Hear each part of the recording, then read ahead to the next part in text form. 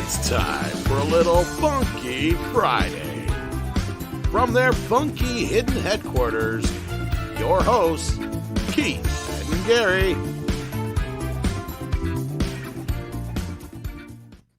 That's right, folks. No drama on this channel. Just fun. Welcome to another episode of Pop Culture Minefield, TGIF, with Pop Culture Minefield and friends. Down there in the bottom square is my buddy and partner, Keith. In the middle square is T-shirted historian, our buddy from Norway, Jace, over on the far right. Hello. White Keith on the top right. And, of course, Fat Steven Seagal in the top middle. And our guest of honor is Tom Cook. And he's right below me here in the windows.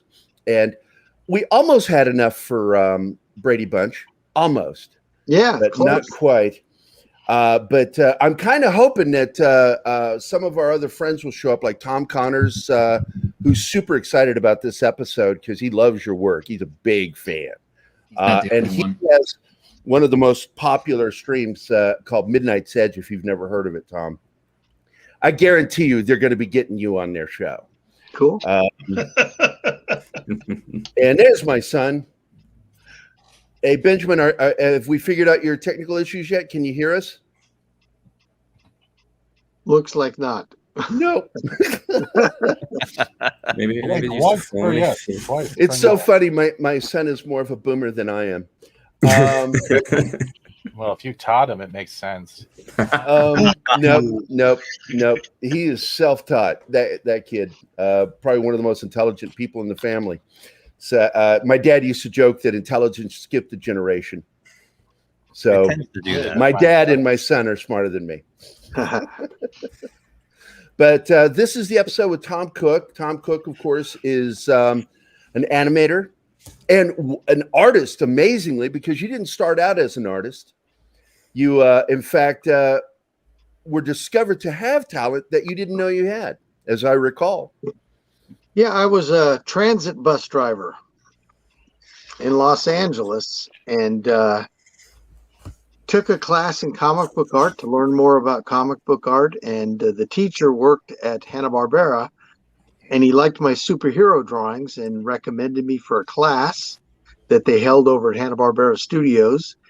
And so I got to learn some basic animation skills from the studio itself for free. And 3 weeks after I was in the class, they hired me. That's amazing. So it was awesome. Wow. That is, man. Quite a bit of luck.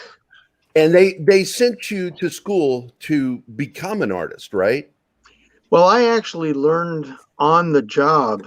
Oh. Yeah, so I was hired on after only 3 weeks of being in this class and really not learning anything yet. I mean, I just barely scratched the surface. And they said, now you're going to be an assistant animator, so you'll sit next to an animator and he will help you learn what you have to do. Now, I always drew as a kid. I was a big comic book collector, so I had been drawing for a long time. And that's why my portfolio had a lot of superheroes in it that the teacher saw. And he was a storyboard artist at Hanna-Barbera, so that's why he got me the job. That's amazing. So what year did you start with Hanna-Barbera? 1978. So, yeah, you were there. I was still a kid. Me too.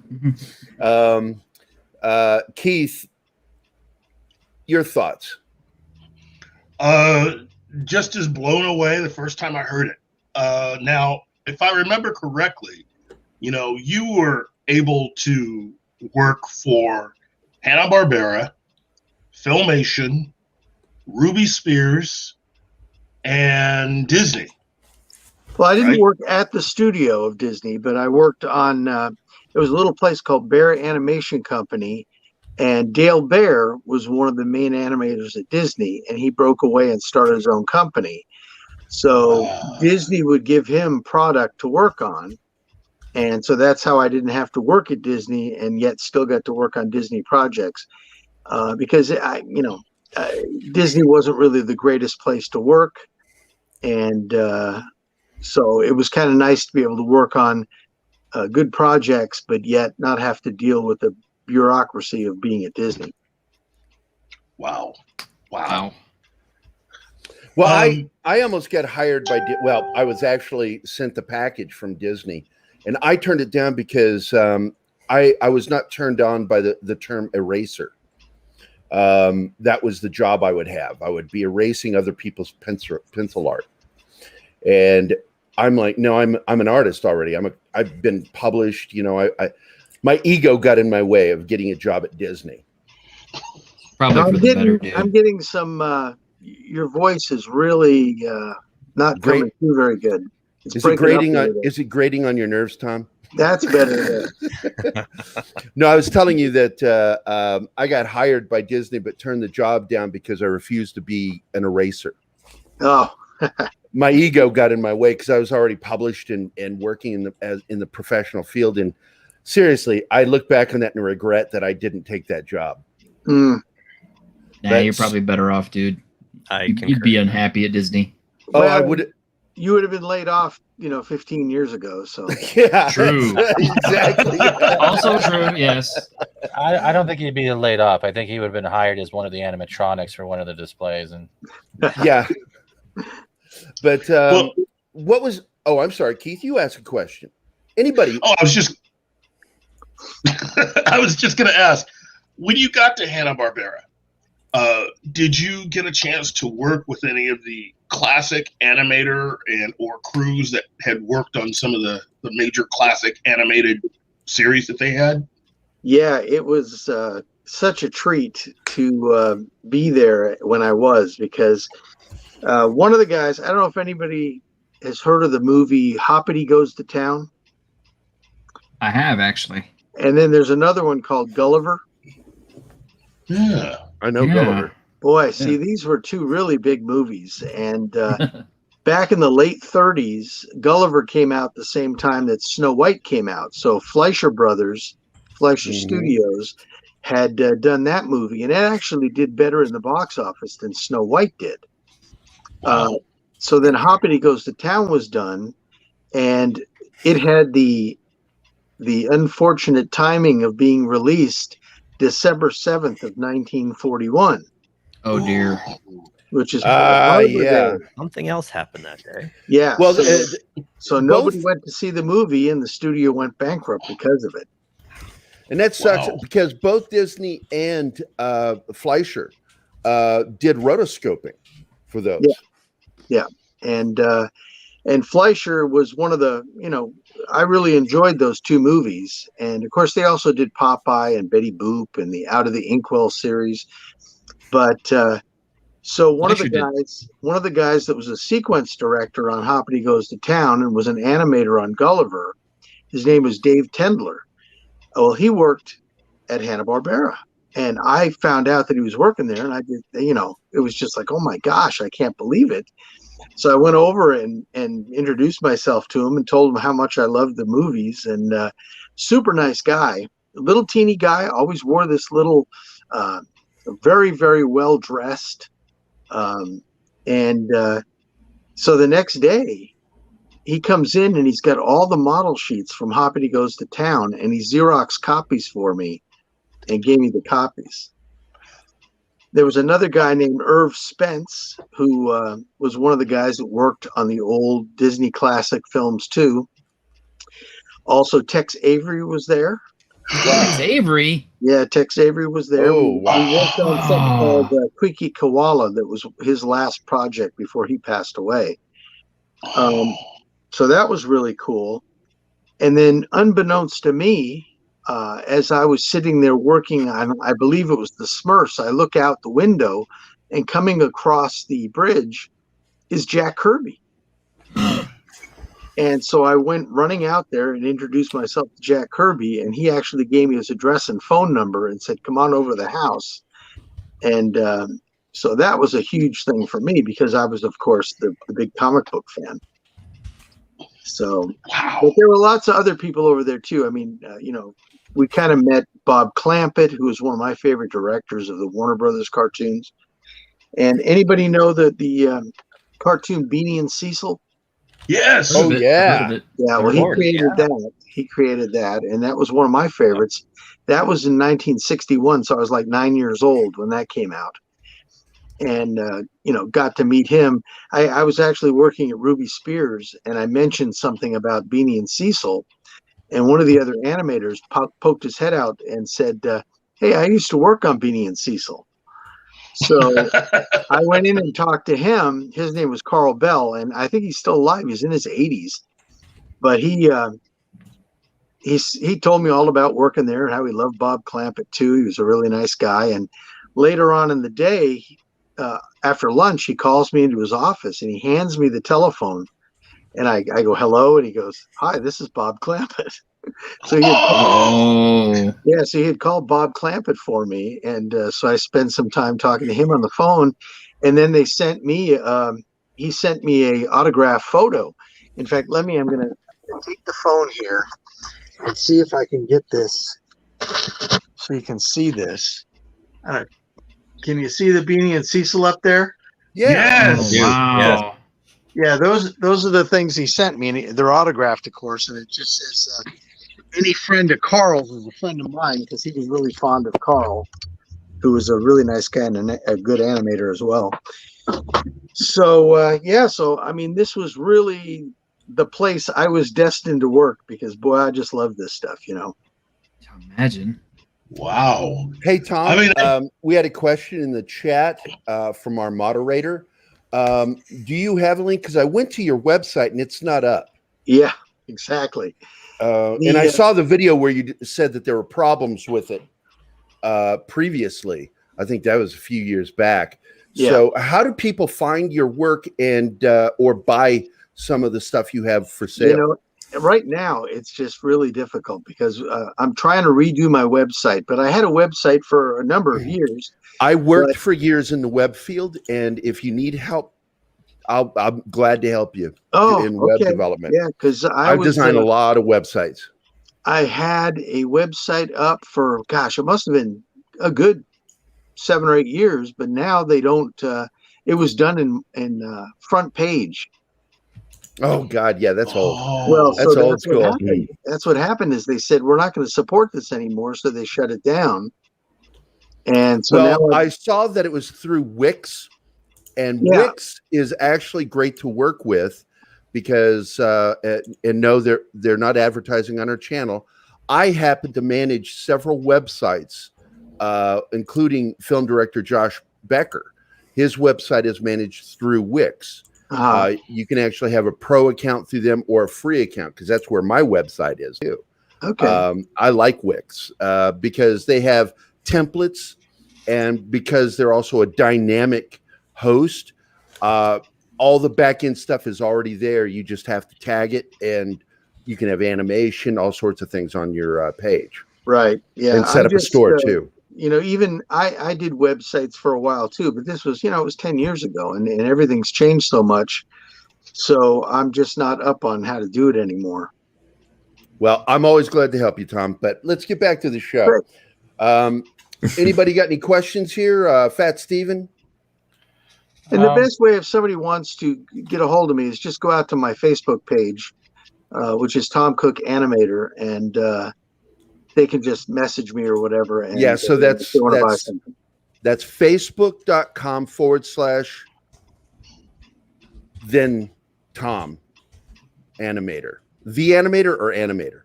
I just, when you search, if you just put in Tom Cook Animator, it usually pops Tom up. Cook. So it's Tom Cook Animator. Yeah. All right, there you go.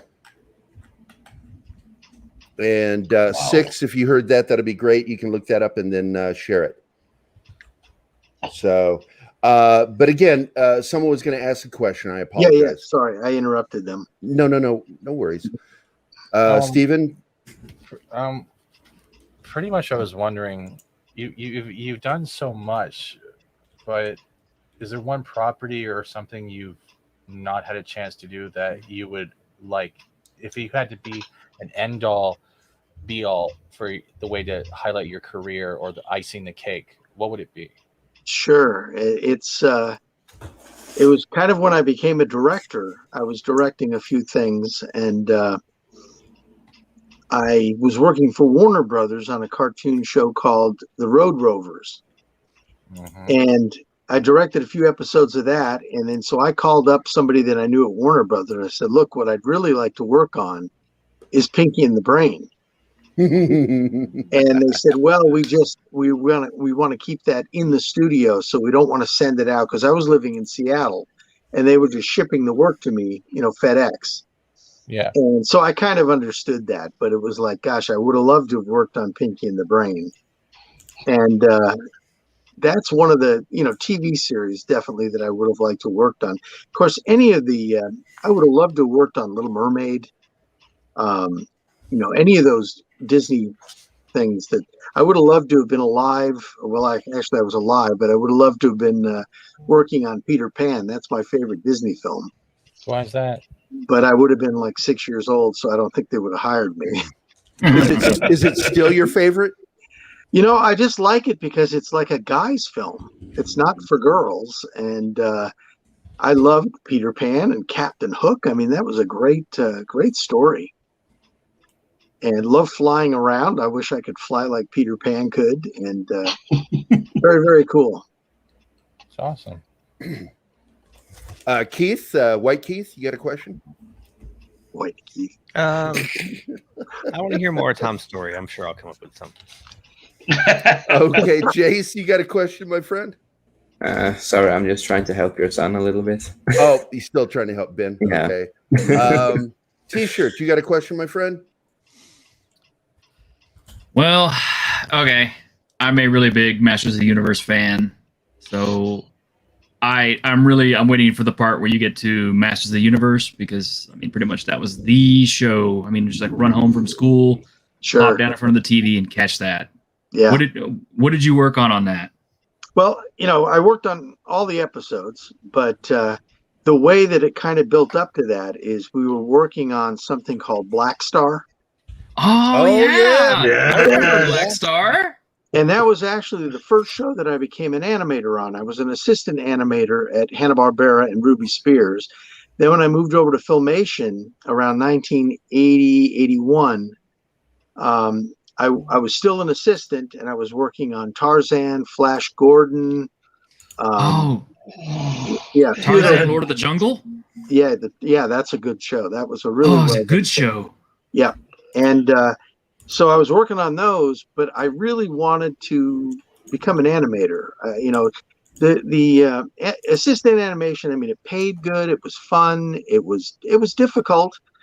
But if you knew what you were doing, which finally I learned, because the first 6 months I was so in the dark as to what I was supposed to do at Hanna-Barbera, because I just didn't have any background.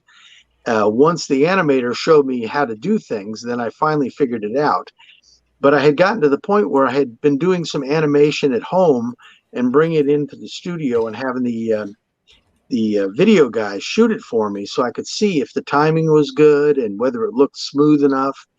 And I got to the point where I was doing some pretty nice looking things. So I took it to the directors and I said, I'd love to work as an animator now. So what do you think of this stuff?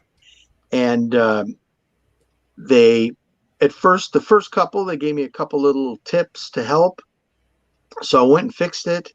And then I did this really nice scene with Superman kind of flying over the screen off in the distance.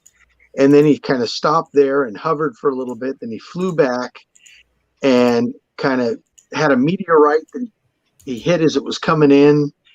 And then he went like this and flew right towards the screen and went really fast right off. And they really liked that one. And they said, well, we think you're ready to become an animator. So my first stack of scenes as an animator was on Black Star. And so that has a special place in my heart just because it was my first animation job. But then we got done with that show, and it was a pretty popular show, and we were going to do a second season. And the network said they want a lower budget, because a lot of the work at that point had been sent over to Japan and Korea. Like Hanna-Barbera closed their doors, and so did Ruby Spears. And so Filmation was the only studio left working in the U.S. And so naturally our budgets were a little bit higher. And we said we don't want to lower the budget on Black Star. Damned Americans in there wanting money. That's right. That's right. And so they wanted the show, but they said it was too expensive, and it was because of the special effects we were doing in the show. And we didn't want to lower the quality of the show, so we decided not to do a second season. So we're kind of worried because there's nothing really on the horizon that's happening. And we're afraid we're going to get laid off and we're going to have, 6 months of nothing to do. And suddenly we heard that there's this toy called He-Man that they want us to do a TV series. And we all kind of looked at each other and said, He-Man? I mean, a He-Man at that point was kind of a funny word for a strongman. Yeah, strongman. Yeah. Yeah. So it was like, that's kind of odd name for a show. And then we got to look at the toys, and we said, well, these look pretty cool. I mean, they were pretty complicated, so we were a little worried it was going to be so much work. But they designed them so they were a little bit less complicated than the toys. And then we found out we were going to be doing 65 episodes a season. And we're used to doing 13 episodes for a season of like Black Star or Thundar or any of those. So all of a sudden we're going to have to do 65. And that meant working the year round without any layoff or anything. And so He-Man really changed the whole face of animation as far as Filmation was concerned, because now we didn't have to deal with the major networks because we did it for syndication. And that way we would just do a show and say, okay, this show is for sale and anybody want to buy it? And you can put it on your channel 9, your channel 11, 13, whatever the off station is. And that way we didn't have to deal with the networks telling us what we could and couldn't do. It was like, here's the show, you buy it or you don't. And of course it was a huge hit. I mean, it's probably been the biggest cartoon in the history of cartoons. Yeah. Because of the toys. I mean, they did like $1 billion worth of sales in the toys. So it was like an instant hit. And then being on 5 days a week made it so the kids, like you said, were just running home, to see this thing after school. Yeah, I know my son watched like crazy. Yeah, I have a question. I have my question. About time. Yeah. So, Tom, I think like He-Man and of course Transformers G.I. Joe with the 65 episode seasons. Don't say Transformers G.I. Joe. Those are done in Japan. We don't talk about that. But I mean, as far as directing my question, it changed Saturday morning cartoons forever. In fact, began the death of the Saturday morning cartoons. So what was it like? I know Filmation recycled a lot of the animation cycles and stuff like that. I mean, what was the difference working on something for Saturday morning versus every day, 5 days a week? Yeah. Now it was really the same. It was the process was the same. The difference with us is the reason we had to reuse animation is because our budgets were so high that we had to find a way to save money. And the way to do it was to it's a good friend of mine calling me. What the hell? Okay, so anyway, so the budgets were so high that we had to reuse 25% of every show had to be reused animation so we could compete with the overseas budgets. And we didn't want to do that. It's not like we weren't incapable of doing it. But number one, it helped with the timeline because we had to do more than one episode per week due to the schedule. And then we also just had to save the money. So that's why we had to reuse the animation. But the thing that really killed Saturday morning cartoons was Saved by the Bell. Oh, because they realized you could hire a couple of kids for a couple of dollars and do a TV series, and everybody would watch that instead of spending $250,000 an episode on He-Man. Hey, first I want to mention that the chat is really loving you right now, Tom. And a lot of our friends are here. I can't say everybody's name right now because I don't want to take up time from you answering. But my son, who is on the panel, is unable to talk because his mic's not being accepted by StreamYard. Something wrong, unfortunately. he has some questions. Sure. First one, is that a Ruddy Brave Star mini bust head on the shelf above Superman behind you? Oh, all that stuff back there. Yeah. A Brave Star? Yeah, he's wanting to know if that's Brave Star Yeah. mini bust. Yes, it is, Benjamin. Well, it's a Brave Star coin bank. Yeah. I've gone out and I've anytime I find something that's something I worked on, I'll pick up a toy or a, so I've got like Brave Star I've was got cool. that, and then I've also got there's a Soaky up there that I don't know if you can see that. That's the what they used to call the shampoo bottles that were, Oh yeah, I remember those. So I've got the He-Man, the She-Ra, the Skeletor, and the Brave Star Soakies. Yeah, my son's losing his mind right now. I'm gonna read to you what he's saying. First of all, he says, I and his mom bought him the Black Star toys, Trobbits, back in '83. I was 19 as a dad. Yeah, we had him when I was 18. Absolutely, the first run syndication that Lou Scheimer crafted with the 65 episode deal was amazing in that it guaranteed year-long animation work. Yep. And then he says, which was phenomenal for a completely in-house American animation studio. Yep. And then when you identified what was on your shelf, he responded, yes, snaps fingers. And that's it. Tom's done. My son's done. Yeah, well, it did change things because up to that point, you'd work 7 months, 8 months out of the year, and then the season would be over, and you had to wait for the networks to decide what shows they were going to renew, what new shows they were going to take. There was always a 2 or 3 month layoff where all of a sudden I'm making zero, And in '81, when we went on strike, the union kept demanding more money. And I kept arguing that, we're making enough money. We need more work. If we work 40 hours a week, that's better than working 30 hours a week, which is what we were basically doing with all that time laid off, because you had to save the money for that time where you were off. And of course, they just wanted more money, and that ended up doing exactly what I suggested it would do. They sent all the work overseas and shut the studios, because that's what happened. I worked at General Motors, one of my first good jobs I ever had. I worked on an assembly line, and the union wanted more money, so they closed the plant, moved it to Canada. So unions aren't always so good for you. No. I want to point out that one of our good friends, Purple Valkyrie, we have so many, Martin Acosta, Zach's, Dadman. Oh my God. I'm seeing some of the notes down there. Yeah, we share some of the chat with a lot of our favorite shows that we grew up on YouTube with, Keith and I, in our 50s. These are YouTube shows like Doomcock, Midnight's Edge, Friday Night Tights. And the reason our show is on at this time is because we would not have anybody in the chat right now if we even tried to compete with Friday Night Tights. So we're earlier in the day. Right. But they need to get you on their shows because I'm enjoying you as a guest, Tom. I'm so glad I reached out to you.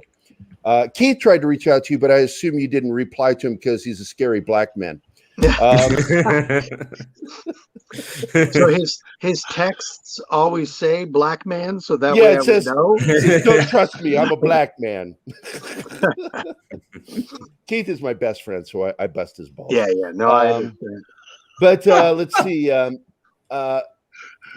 Martin says, Saved by the Bell, fight me.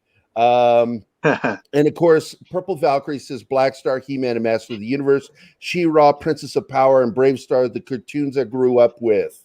Yeah. And Socks says, I despised Saved by the Bell. That was the beginning of what brought down Saturday morning cartoons. Yeah. And that is agreed. Oh, here comes the experiment. Here comes my son. Hold on.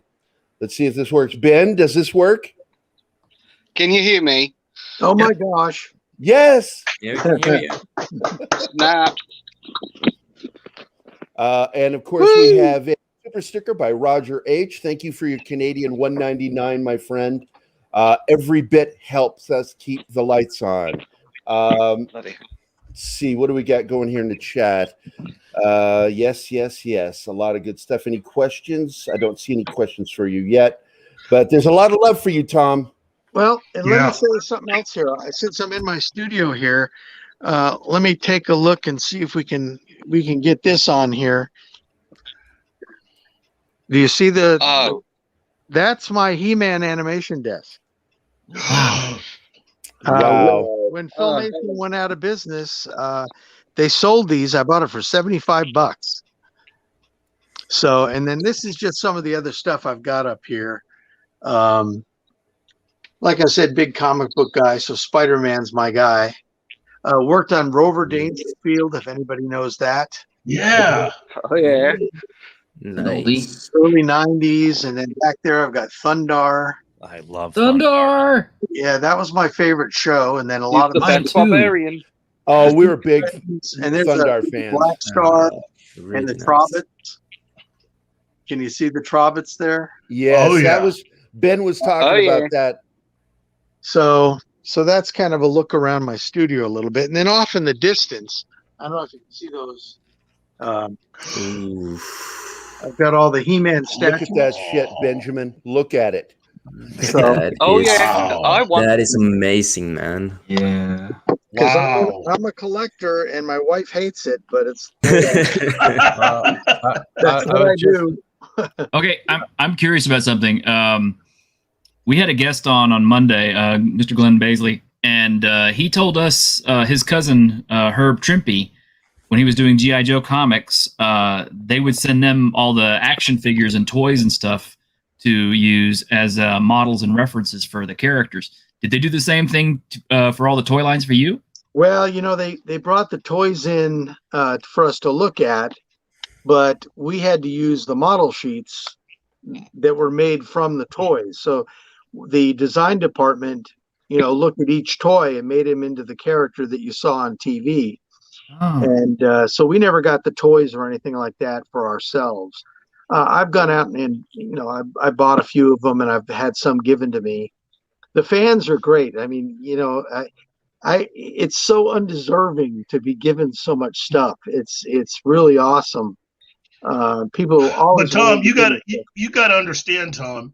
You worked literally through everybody's childhood. You are part of what they grew up with, Mhm. and just everything that you've done.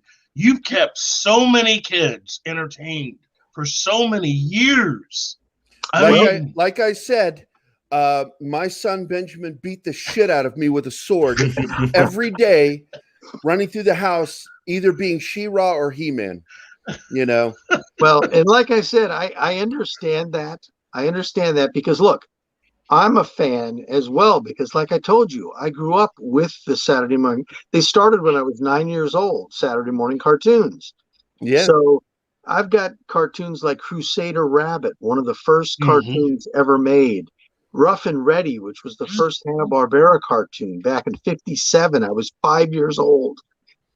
The next one was the Flintstones, wasn't it? Yeah, in After Rough and 61, Ready. Yeah. So all those cartoons, I'm a huge fan of. So I understand what the fan thinks. I would give something to somebody too. So I understand all that. But it's still really humbling to realize that what I did made so much difference to everybody. But because I know they did it for me. That's what I'm saying. But it's still difficult when it's you on the other side of the table. And to have somebody want your autograph is just, it's ridiculous. It's just me. But then, of course, that's what Jack Kirby thinks. Yeah. So I get it. But it's just, the fans are just over the top nice. I mean, it's just, these people really love this stuff. And the one thing I always hear is, you drew my childhood. And I said, well, if not for you, you were my adulthood. It looks like Benjamin wants to show you something here. I'm going to put him. Oh no, I've just got him. That's all. Oh, okay. I want that. Hey, the Black Star Dragon. He's been You know broken for 40 years.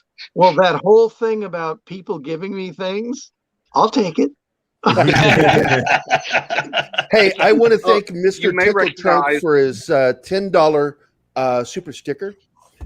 Tickle Trunk is one of our closest friends and has what I consider to be the most giggly name I know, because you just hear his name and you think that's perverted. We got Dad Man Walking. Martin says, I hear you. The sounds that he made chasing the girl across the apartment sent shivers down my spine. And he's referring to Superfriends was awesome. And let's see. Anything else? Question. Okay, we have a question here. When the hell did you, Tom, have time to sleep? I work for a small studio, and I can't imagine the workload that they must have had to put to output when you were working. Well, I'll tell you, it was intense, and because we can't miss deadlines, you can't miss a deadline, or it's the huge fines, and but it helps being single. Yeah.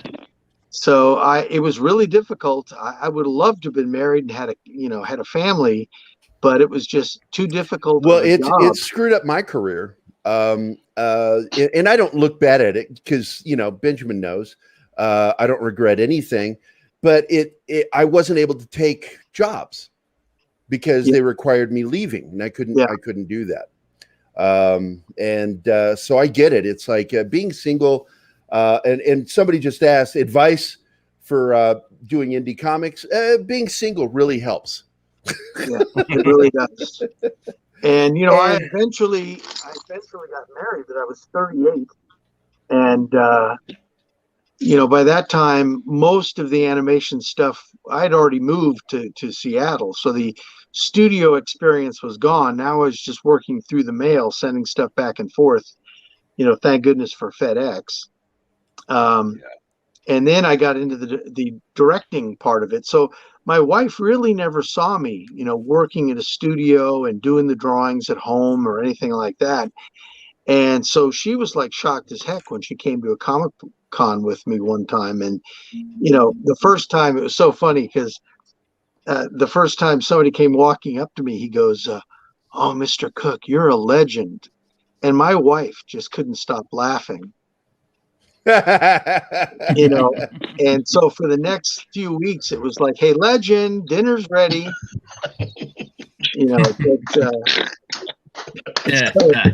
So she was just very shocked to see how much effect this had on people, and I mean, just to give you an example, yesterday. Well, you said shocked. I want to preface this: shocked in a good way, and impressed, or like, Jesus Christ, they've never seen you fart. No. Shocked in a good way.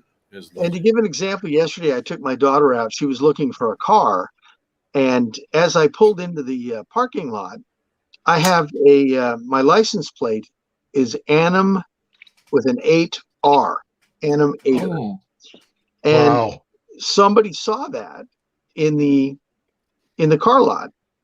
And so as the girl walks out to help us with the cars, she goes, I've been asked to ask what you animated because it says Animator on your car.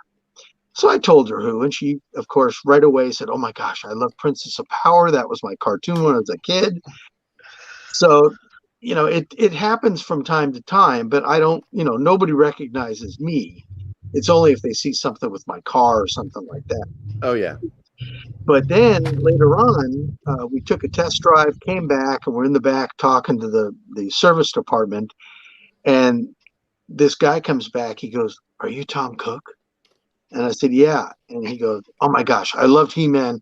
And all of a sudden I've got 3 people and they want autographs. And so my daughter's sitting there going, this is just weird. But I said, it happens all the time, but not because people recognize, because my face isn't on anything.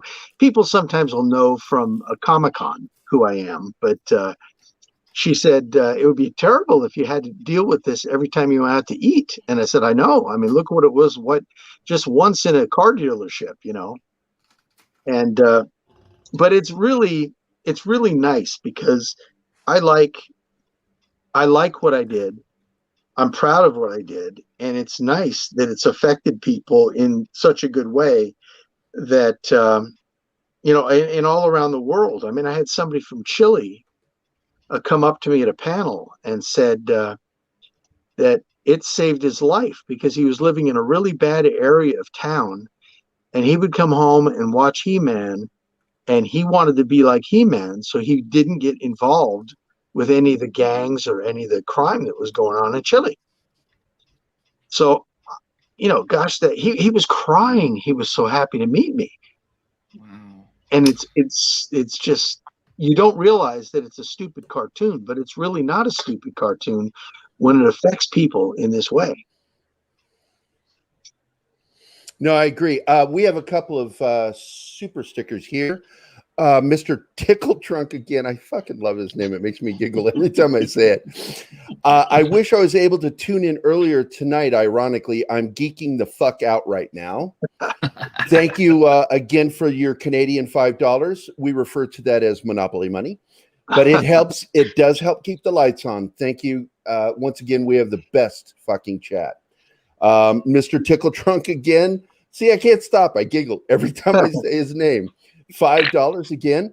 I'm supposed to be working right now, but my eyes are glued to the screen. Can someone throw a blanket over Tom for me just for a while? Thank you. And then he thanks you for coming. Let's see. We did have a question before. I wanted to ask you, where is it? It was from someone that works in indie comics. Oh, Christ. So many people are talking.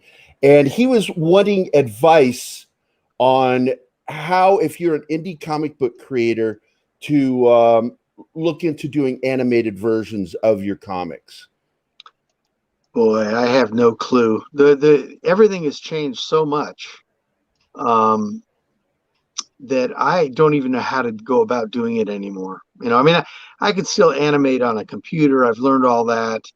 But as far as the business part of it, look, I retired 7 years ago. So things have changed immensely since then. And I really didn't do any animation work since the late 90s. So we're talking, 21 plus years that I've been out of this. So it's really, it's passed me by. I just don't know how you would do something like that in today's age. Yeah, I tell you. Well, Mr. Tickle, God damn his name, Mr. Tickle Trunk, $5 Canadian. And he said, had a Care Bears Beetlejuice storyboarder as a professor in college. And I've worked for Lilo and Stitch BG painter, background painter.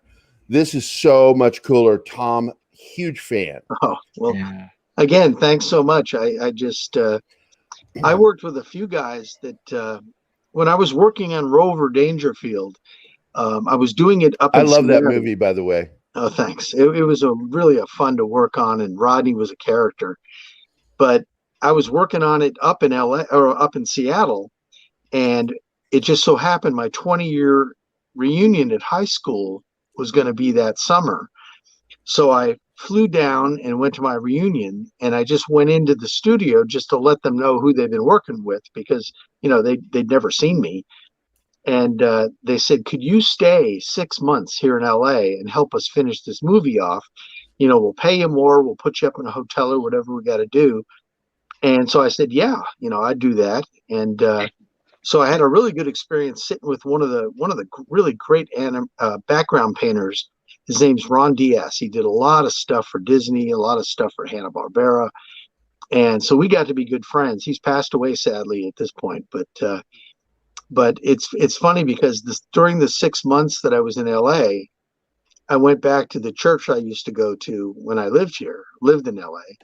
And when I went back to Seattle at the end of the 6 months, I went back with a wife and 3 kids. Wow. I met somebody that I had known before at church, and we started seeing each other, and next thing you know, it was like, what do we do? I don't want to do a long distance relationship. So we went ahead and got married. It's been 30 years now, 30 years this year. Good on you, man. Congratulations. Congratulations. Yeah, it's really cool. Congrats. Wow. All right, Benjamin, you have to be busting with a question here. I'm just sitting back and relaxing, and enjoying the sheer magnitude and scale. Yeah, everything. He's doing what Keith used to do, forgetting that he's on a show. He's having the time of his life. It's so much easier just to watch. Right? It really is. That's the way I was when I No, saw you in person, Tom. I felt like a stalker, but I mean, I was standing there and I was watching you with people that would, I would stand and look at everything and try to decide which of the objects from your table I was going to buy. And there'd be 3, 4 other people walk up. And so I'd try to move out of the way, and eventually I just like, okay, it's looking like I can't make up my mind. I'll walk away from the table and walk back. And I would walk around the convention, but I would always find my way back. He has no idea that he scares people doing this. You could not have been nicer and more patient with me. And again, it was just being at your table really was just, it felt good. It felt, you are just an incredible person, a great gentleman, and just. I see myself as like an ambassador for Filmation, for He-Man, for Superfriends, all these shows that I worked on, because it was really odd working on these shows and having people that I worked with that didn't like being an animator. They didn't like the TV shows they were working on. It was just a job to them. And to me, it was like, this was the greatest job you could ever have. Yeah, I know. It's like, oh my God, that's so I feel crazy. like I'm supposed to be what I would want. If I went up to meet Jack Kirby and he was a jerk, man, that would bother me, And he was such a nice guy. And I said, this is what I want to be. Because I'm telling you, I answer the same questions over and over and over and over and over and over. But it doesn't matter, because it's a new person that wants to know the answer. So you've got to give them the same answer with the same excitement that you have the first time. And I do, like I said, I love this stuff so much that I love doing Comic Cons for the fact that I get to meet the fans. The fact that I make a lot of money helps, but that's not it. That's not it. I would do it even if they were just going to bring me in and have me meet the fans. I mean, I love it. I love it. And the fans are always so great. And I see a question, did he create Orco? I did not create Orco, but he was one of my favorite characters to work on because he's one of the few things that was cartoony. Mm-hmm. And so I did quite a bit of Orco. Anytime I went into a director's office to pick up work, I would always say, do you have any good Orco scenes? And they tended to give it to me. Wow. And my wife and 3 kids, well, the wife was new. The 3 kids were already hers. So it was like an instant family. And then we had one of our own later that year. Wow. Wow. Wow. Anybody have any questions for our guest? What was the weirdest thing a fan ever gifted to you?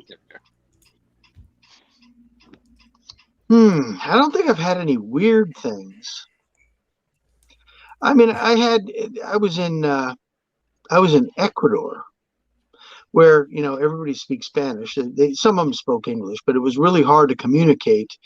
So they gave me someone to help me with to interpret. And a lady came up, and I was just kind of shocked to get this because, number one, you're in Ecuador. And she hands me a toy of Prime Evil from the Ghostbusters show. and I'm like, I guess Ghostbusters was all over the world, but I had no idea they had it in Ecuador. And she said, she said, this toy is actually worth quite a bit of money, but I want you to have it. And it's like, if it's worth a lot of money, sell it. But I've got it. It's up on my shelf back here. Wow. And a lot of drawings. I had somebody draw me as He-Man at the Ecuador show. And the other weird thing that I got, this is probably the weirdest thing that's happened at a show. Let me get it.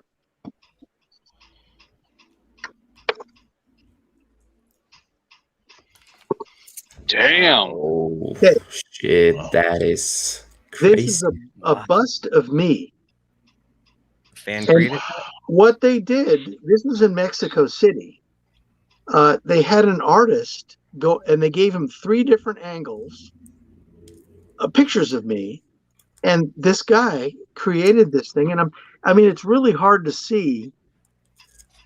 What I'm noticing is it has the He-Man vestment. Yes, what it's got is I've got a polo shirt on, but it gave me the He-Man, the straps across his chest with the symbol. Yeah. The harness. But to me, this was one of the coolest things I ever got. It's That amazing. is really cool. And So amazing. every Hey, guest Purple has a question for you, as well as Mr. Tickle Trunk. Purple wants to know, of all the shows that you worked on, do you have a favorite character design? Well, my favorite show that I worked on was Thundar, for a number of reasons, but it was a really, really good show, and I love Jack Kirby, and he created it, so it's got a whole bunch of reasons for that. But I liked the design of Wonder Woman in Superfriends, because she was very, very simple, but really still looked very pretty. Mm-hmm. And of course, She-Ra, because she's incredibly beautiful. And when you see Melanie Brett, who's like in her 70s now, I think, but she's still a very attractive 70-year-old. She must have been a knockout when she was, doing the show. And so I really have a lot of, I really loved the women, because they were the most difficult to draw, because if you didn't draw them perfectly pretty, they looked terrible. With the men, you could get away with drawing them a little bit wacky looking, and it still worked. But with the women, they had to be just right. Now, I have to tell you, I've got to kind of go, and I don't mean go from this, but I've got to drive over. I've got I bowl, and I've got a bowling league thing today that is a makeup game, and I'm supposed to be there at 1:30, but I could still do this while I'm driving in the car. So if that's okay. Yeah, that's fine. Let me, Mr. Tickle Trunk had a question too. Yeah, go ahead. I'll just kind of move as we're talking here.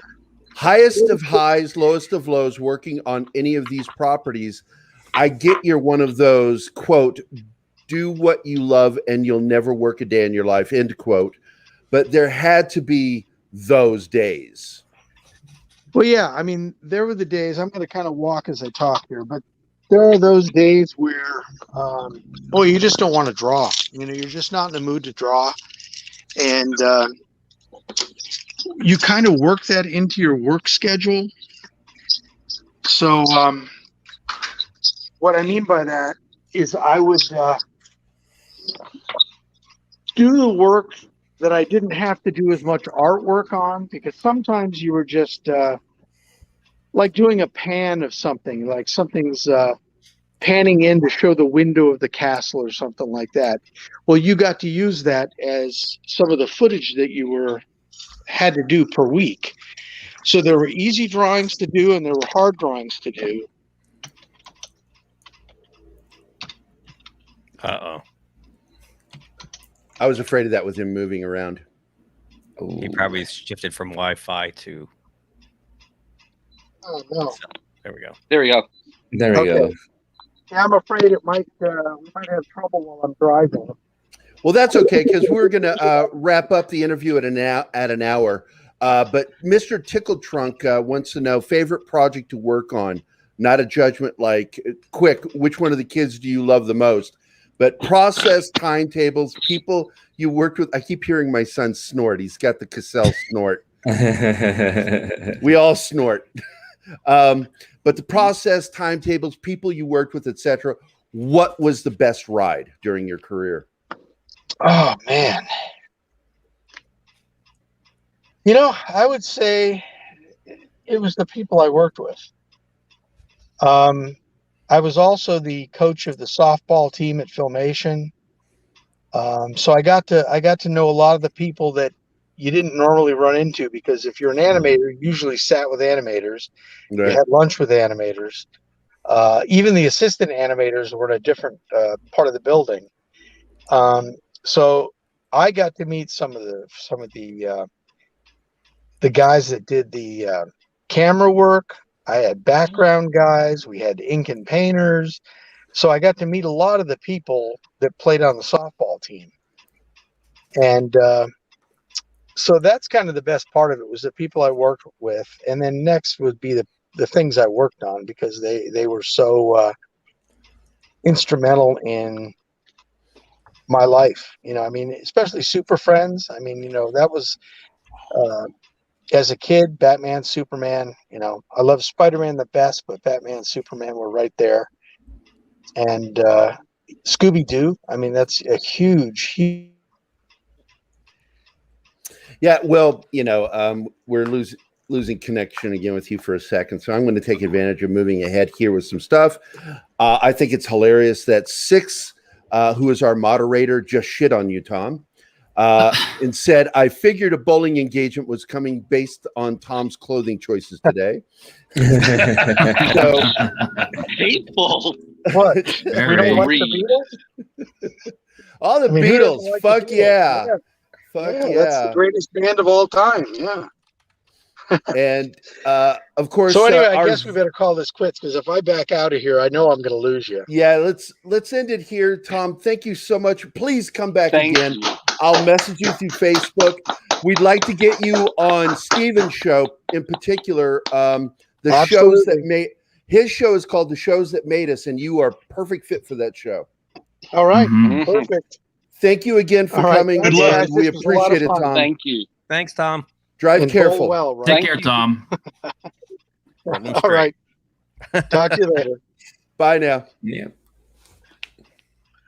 Awesome. Awesome. Why am I? Benjamin, for every failure as a dad, you're welcome.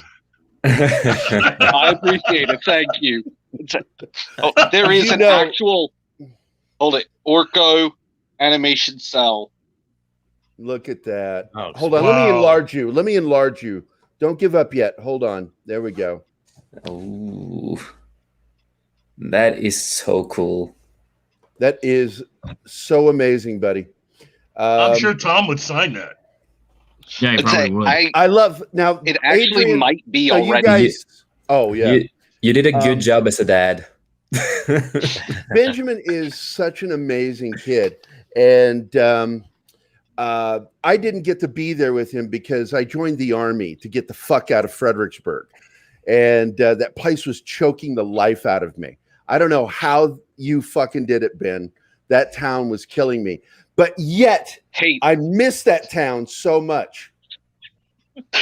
You know, they've bulldozed your the apartments where you and Grandpa lived. They completely bulldozed them. Bragg Hill, all of it gone. Forest Village is gone. Oh my It's God. now a lovely little townhome complex. Yay. Gentrification, man. Yeah. Oh yeah. But it is ridiculous. You know, and just to let you know, Mr. Cody asks about you all the time. He was my dad's godfather. And if you didn't know, he came out late in life. He was already in his 60s when he finally came out. And even though I will. Yeah, whatever. I knew you were I knew you were gay like very young. You were like 7, and I'm like, yeah, he's gay. I think the funniest there are moment photos with you, of 3-year-old me.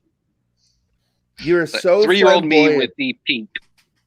Oh, you were so flamboyant. But my favorite moment was my realization that you were also smart was the day I came by and told you I was going to go pick up your uncle. and we were going to go throw the ball and maybe shag some flies. And I invited you to go along, and your response was, no, that's okay. I'm reading Anne McCaffrey right now. And I went, okay. I left, and I'm like, who the fuck is Anne McCaffrey? And, dude, you don't know who Anne McCaffrey is? Shut up, T-shirt. Shut up. This is my sons and my story. So I go all the way also, to the little. You would have only been 26. Yeah, I was like in my 20s. So I drive all the way to because they didn't have anything at Little Professor in town. I had to go to the other one that was at the other mall that was north of Fredericksburg. And I go there, and I go in, and I find the fantasy section, and I pick up this book, Dragon Riders of Pern. Dragon Riders of Pern. Which was the book you were reading. And I'm starting to flip through it, and I'm like, what the fuck is my son reading? And how is he reading this? He's 7 years old. And why doesn't he want to go shag flies with his dad? But those were fun times. And but you heard what I said, because Dad always said, because you have an IQ right up there above mine, and I think that's from your mom,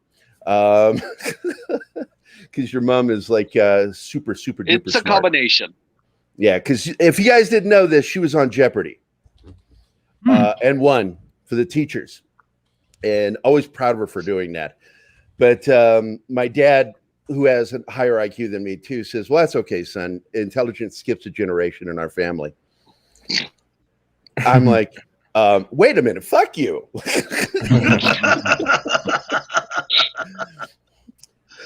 Carol Burnett would say, I miss you, Dad. I wish we'd had a chance to ask Tom what he thinks about the new He-Man coming out. That was my next question. But well, we should do that on Steven's show. We can really get into it. Do it. But I want to mention Adrian Misiano in the chat there. He's got the comment there. That is Bomb Misiano. That is Mikey Sutton's manager from Geekosity. Bomb and I have been friends longer than Mikey and I, because Bomb introduced me to Mikey. And he's like, hey, pay attention to this guy. He's got stuff. And I went, all right, I'll check him out. But let's see. What do we got here? Our chat is still going strong. So let's get in there and find out. First of all, I want to mention that my son is an author. He's also an amazing artist, even though you don't really do a lot of art. Your focus is on the storytelling. And yes, super proud of you. His link is in the description down below. Go check out his books. He's a very prolific writer. And very proud of you, man. I'm proud to be your dad. Proud to be your dad. I would just like to state quickly, Gary is doing this for one reason. He doesn't want to be put in a home. So he's just trying to give his man. Yes, please let me live in your basement, Benjamin. I want to be Arthur from King of Queens. No, the robot chicken He-Man skit where he eventually puts his dad in the home. He says, hey, we got nachos. You know what the remote is? Mm-hmm. Yeah. Well, my kids owe me the one thing is to keep moving and hiding the remote. I deserve it. Because I've always been kind of a jackass dad. But still, I'm very proud of you, Ben, and I'm glad you joined us. And I'd like you to join us more. And it looks like using the phone is the best way to go for you. Yeah. Yes. Though admittedly, I'm at 23% battery right now. Well, if you're using your camera, that'll burn out really quickly. But we're not going to go much longer. We're going to try to start making our shows an hour to an hour and a half. This 2-hour thing, it's fun, but it's exhausting, especially when you've got a career. And I've got deadlines I need to finish. But let's get back to the chat. Here we go. Dude, you missed a legend live. Bomb, much love, my guy. I love you too, Bomb. And I've always been curious, where did the fucking name Bomb come from? Why do they call you that? Is that some Filipino thing? You fucking Filipinos are weird. That wasn't racist. Lord Thoth is here. Hey, Lord Thoth, what's up, buddy? You need to go back and check out the beginning of the stream, because the first 54 minutes, fantastic. The last 10. It was okay.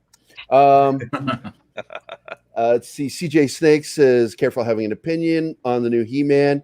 If you have it, well, it's true. He might have to bite his lip or tongue, so asking Tom an opinion about the new He-Man. I got to tell you, I saw the trailer yesterday. Ben, did you see it? I thought, yes, I need a hero. You what? I need a hero. Yeah. I thought I need a hero. That was really gay, but at the same time, that was a fucking cool trailer. Trailer was great. But it was gay. That song is so gay. It was really freaking gay. He-Man was rainbow Sailor Moon hued. Well, that's been the thing about Adam as a character is the popularity with gay men is obvious, and they should play on that. I mean, fuck it, it's Kevin Smith. Yeah. That's not gay. That's crying uncontrollably because I want to spot on Star Trek Discovery. Yeah, he's not gay. He's a pussy. There's a world of difference. True. CJ's right too, because I did a quick review of the trailer and I was positive about it, and somebody attacked me in the thing and said, "You're gonna find a way to hate this no matter what happens." And I'm like, I was happy about this. What are you talking about? No, it's true, because we are becoming the people in our community are becoming a little bit knee-jerk with woke. And I get it. I get the frustration over woke because the single most important thing in a show or a film, which a film is a show, is tell me a fucking story. Now, I will watch things, and we just talked about this day before yesterday, Keith and I, on another stream, where it's like, if you tell me a woke story that's a good story, I'll fucking watch it because I like being told a good story. But don't throw woke at me and then expect that to be the thing that carries it. It won't work. Okay, but at the same time now, the way media, comics, TV, film, movies, everything that's been thrown at us right now when we're getting a trailer, it's been so much woke being thrown at us as the main point that it has literally trained certain people's brains, even content creators' brains, to only look for the woke. So rather than try to go through a whole trailer, totally true. Go through a whole trailer, and remember how Amazon's Invincible came out, right? And a lot of people are saying, "Oh, there's too much woke here, too much woke there." I didn't see any of it because it was a fantastic series. Media, in a way, has developed woke as a weaponized form of getting it out there and being seen by people's hate now. No longer about positivity. So the best bit is now, with everything you see, a new trailer, a new platform, a new whatever it is, detach yourself from expectation. If you detach yourself from expectation, you're going in with fresh eyes because you're not being hurt negatively or positively. And the way YouTube is going, especially with our community, is that everyone's just negative. My whole feed is nothing but negative shit. I'm tired. It's boring. And then we start getting that because we're only seeing that. And we're not looking for the positive anymore to go, it's only crumbs, but there's got to be something other than a little more crumbs, a little bit more of a loaf of bread. And this rant was brought to you by Monkey Jeebus. No, you're right about that. The fact is it's what I said, knee jerk. Everybody is so fucking worried and afraid that something might be good that they just knee jerk and automatically assume it's woke. This is not our fault. It's really not our fault for this happening. It's not the people that's knee jerking. It's not their fault. It's because so much woke shit has been thrown at them. But now we're starting to see these studios are being roughed around a little bit with people being fired, going, "Hey, man, you're losing money. You're losing money to make woke points. And I'm sorry, we support it to a point, but we don't want to disappoint our fucking investors." Because there you go. Keith's pointing at me. 60% less fingers in the camera. There you go. You Use have knife hands. The knife hand. So basically, we have to start waiting to see things before we pronounce it woke. Unforgivably woke. And Invincible, you know what I'm saying, Ben? It's like, because you're woke. You're a bit woke. I watch your posts and I just go, God, I love this boy. I love him so much. And then sometimes I'm like, oh my God, I love him. I fucking love him. Don't reply to what he just said. I prefer to think of myself as merely the classic line is pride is a riot. I like making riots. Yeah, you are. So to say. I told Keith to watch your fucking posts because you're fucking funny as hell. And I do believe that gift is both from your mom and me. She's more snarky. The bite comes from your mom. The sarcasm comes from me because she's snarky. Yeah. I'm sarcastic. And yeah, but you got a mixture of it, and it shows. And I'm hoping that everybody on this the dais today agrees with me that I would love it if Ben joined us, because I fucking he's my son. I'm proud of him, but I want to see a little bit of that snark come out during the show. So you got to second that motion. You have to be on the show for a bit before you relax and start letting it show the way I know who you are. It also depends on the hair. On hair. Hey, and if I can wear different hair. You guys have to check out his drag work. It's amazing. I didn't even know it was him when I first saw you in drag. I'm like, who the fuck is that? It looks like your mother when she was younger. And I'm like, oh. That's my son. With a brown wig, it's terrifying, and I will never do that again. Never. I don't want to look like your mom. Traumatizing. Now, Monkey Jibba said, did Ben see the video of that toothless lady put fake teeth in and a wig and makeup when he was 7? I don't know. Do you know what he's talking about? Monkey Jibba, I have no idea what you're talking about, buddy. Let's see. There were videos like that in 1990. Is that what it is? Maybe that's what he's talking about. Lord Thoughts says, I love He-Man, but like everything else that is being destroyed, I will just continue to love the cartoon and toys from the 80s and ignore this crap. Look, man, I'm telling you, She-Ra was garbage. It betrayed everything that the original series was. This, on the other hand, looks like a real true nod to the original series. A lot of action in it. The character designs are pretty accurate. I mean, they're spot on. Oh, my God, yeah. I watched that, and I was impressed with that trailer. Same. I'm like, oh my God, Kevin Smith may have made something that I might want to watch, because really, since Clerks, I really have not enjoyed one fucking thing he did. No, I didn't like Jersey Girl. Hey, Mall Rats. Mall Rats. Oh, wait, okay, I stand corrected. I love Mall Rats. What about Red State, Gary? Have you seen Red State? I fucking hated that movie. No, really? I did not like it. Okay. Dogma. I did not like Dogma, although there are parts of it that I did enjoy. Dogma. I like. Fine. There are really. It was the Ben Affleck, Matt Damon scenes I enjoyed the most in that. Yeah. And Alan Rickman. Anytime he talks, I laugh. I fucking loved him in that. But no, I'm not a big fan of that film. You'll know if I show you my collection. You'll know what Kevin Smith movies I like, and there are like 3 movies in there. Let's see. I did like. What is the name of it? I forgot it. Chasing Amy.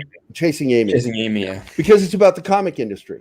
And my late friend Mike Anderson, who died in 2014, he used to call me a tracer all the time. And I'm like, fuck you and Chasing Amy. Fuck you. Because I would do a lot of hits. I'm at 14% and the battery light is flashing.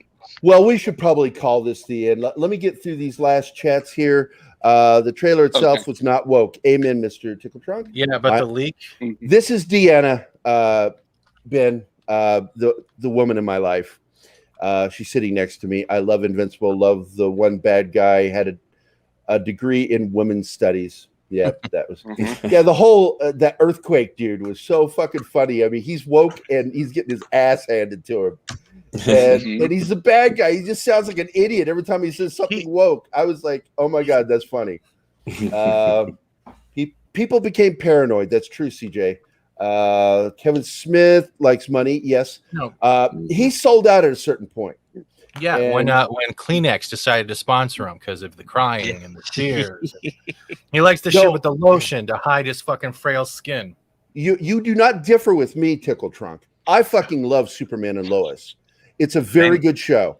What you're arguing with is Keith. Keith doesn't like it. Yeah, because he's white. I mean Black Keith, No, not white me. Keith. I love it. Whoa. Time. No. I threw you under the bus. Hey, Lois. I threw you under the bus. That's it. Yeah, You have to what? take it. No.